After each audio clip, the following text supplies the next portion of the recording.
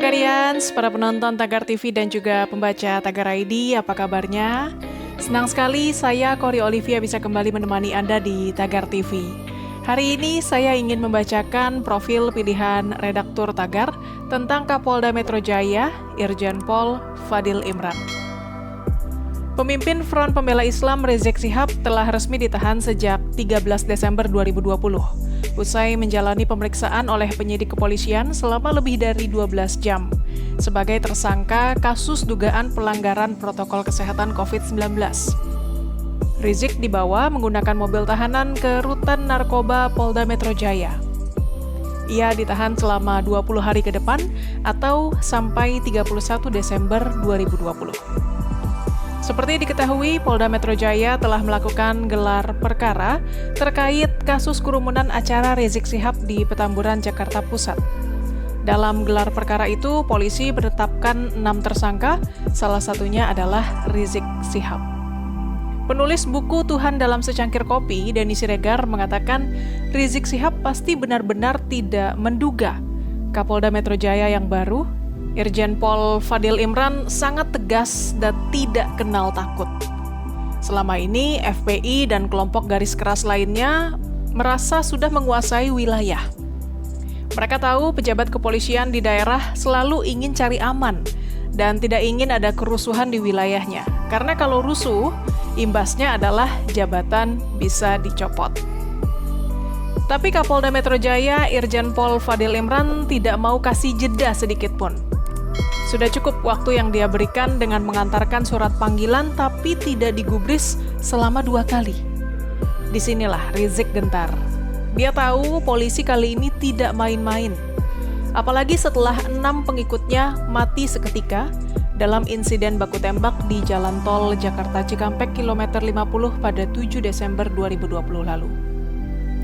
Ketegasan Fadil Imran juga terlihat ketika dia berhasil menangkap Hercules waktu jadi Kapolres Metro Jakarta Barat pada tahun 2013. Hercules bukan preman sembarangan. Dia penguasa Tanah Abang dan dikabarkan punya ribuan anak buah yang siap mati juga. Tapi di tangan Fadil Imran, Hercules berhasil dibawa ke penjara tanpa keributan. Irjen Pol Dr. Fadil Imran lahir di Ujung Pandang, sekarang Makassar, Sulawesi Selatan pada 14 Agustus 1968. Sebelum menjabat sebagai Kapolda Metro Jaya, ia menduduki posisi Kapolda Jawa Timur. Fadil menggantikan Irjen Pol Nana Sujana yang dicopot karena diduga tidak menegakkan aturan protokol kesehatan terkait acara Rizik Syihab di Petamburan, Jakarta Pusat pada 14 November 2020. Lulusan Akademi Kepolisian 1991 ini mengawali karirnya sebagai Kasat 3 di Treskrimum Polda Metro Jaya. Tak lama kemudian, ia diangkat sebagai Kapolres KP3 Tanjung Priuk, Jakarta Utara pada 2008. Selanjutnya, Fadil menjabat sebagai Wakil Direktur Reserse Kriminal Umum Polda Metro Jaya pada 2009. Selain menangkap penguasa Tanah Abang Hercules, banyak juga kasus fenomenal yang berhasil diungkap oleh Fadil dan timnya, seperti kasus pembunuhan dan mutilasi dengan tersangka Baikuni alias Babe, yang memutilasi sejumlah anak kecil di Jakarta Timur. Kemudian pembunuhan Atikah oleh tersangka Zaki di sebuah hotel di Tanah Abang, Jakarta Pusat. Selanjutnya, kasus mutilasi yang dilakukan tersangka penyuka sesama jenis Rian Jombang, serta 2 kasus mutilasi yang pelakunya adalah perempuan, yaitu Muriani di Jakarta Timur dan Sri di Tangerang, Banten. Kasus lain yang Fadil Imran tangani adalah menyelamatkan anak berinisial EP yang diculik oleh supir taksi dan minta uang tebusan 50 juta rupiah pada tahun 2007. Saat itu Fadil menjabat sebagai Kasat 3 Jatanras di Treskrimum Polda Metro Jaya. Kemudian Fadil Imran juga pernah membongkar peredaran obat kadaluarsa dengan perputaran uang miliaran rupiah dan pembajakan film Warkop DKI Reborn, Jangkrik Bos Part 1 pada 2016. Kasus selanjutnya adalah Fadil memimpin pengungkapan impor tekstil ilegal Sebanyak 2.216 bal pakaian bekas dari Jepang melalui Malaysia diselundupkan ke Riau. Lalu membongkar kasus prostitusi label model dan SPG melalui online yang dilakukan tersangka AN. Saat menjadi Direktur Tindak Pidana Tertentu Bareskrim Polri, Fadil Imran memperkarakan 325 tersangka dan 85 perusahaan terkait kasus kebakaran hutan seluas 7.264 hektar. Perkara besar lainnya adalah mengungkap kasus penyebaran isu provokatif melalui aplikasi grup WhatsApp bernama The Family Muslim Cyber Army atau MCA.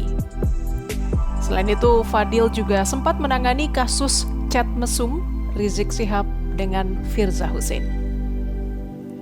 Selain prestasi kinerja, Fadil Imran juga menunjukkan kemampuan yang sangat mumpuni pada bidang akademik dengan meraih gelar Doktor Kriminologi dengan predikat cum laude di Universitas Indonesia. Di bawah bimbingan pakar kriminolog Adrianus Meliala, Fadil Imran mempertahankan sidang disertasi berjudul Mutilasi dalam Perspektif Kriminologi, Tinjauan Teoritis 5 Kasus Mutilasi di Jakarta. Tidak hanya berhasil mengungkap beragam kasus, Fadil Imran juga tegas terhadap bawahannya. Hal itu dibuktikan saat rapat penanganan COVID-19 di pemerintah kota Surabaya pada 22 Mei 2020. Saat itu, Fadil Imran geram karena melihat seorang kapolsek mengantuk dan tidur. Ia menghentikan pemaparan materinya, kemudian memerintahkan kapolsek yang tidur itu untuk keluar dari ruangan. Selama masa pandemi COVID-19, Polda Jawa Timur di bawah kepemimpinan Fadil Imran berhasil mengungkap kasus peredaran narkoba berupa 100 kg narkoba jenis sabu dan 4.000 butir pil Happy Five. Atas keberhasilan itu, Gubernur Jawa Timur Khofifah Indar Parawansa menyatakan terima kasihnya pada Irjen Pol Fadil Imran beserta jajaran. Menurut Khofifah, keberhasilan mengungkap kasus narkoba ini akan menyelamatkan generasi muda selaku penerus bangsa dari ancaman bahaya narkoba. Tagarians, demikian profil pilihan redaktur Tagar hari ini tentang Kapolda Metro Jaya Irjen Pol Fadil Imran. Subscribe YouTube channel Tagar TV dan klik loncengnya juga untuk mengikuti video menarik membahas topik terhangat hanya untuk Anda.